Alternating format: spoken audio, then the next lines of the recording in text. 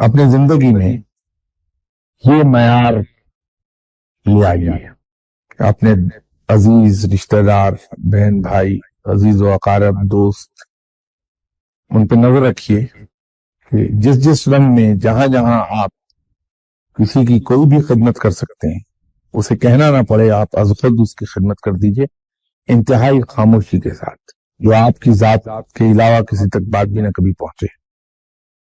تو آپ دیکھیے تماشا کہ رب تعالیٰ آپ پر کیسی رحمت نازل فرماتا ہے۔ اور ایک چیز جس کی میں بہت زیادہ آپ سے گزارش کروں گا، اس کو سیلف ڈسپلن کے طور پہ نہ لیجئے، بلکہ آپ اسے اللہ کو راضی کرنے کا ایک ذریعہ سمجھیے۔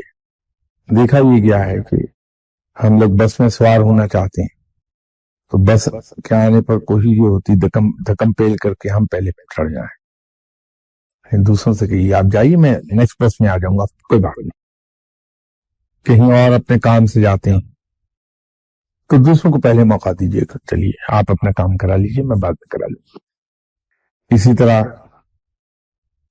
یہاں لوگ دعا کے لیے آتے ہیں تو کوشش یہ ہوتی ہے لوگوں کی کہ ہم لمبی لمبی داستانیں بیان کر دیں، اپنے دکھ درد کی تمام داستان، جو رویداد غم ہے وہ پوری A to Z ہم مینشن کر دیں۔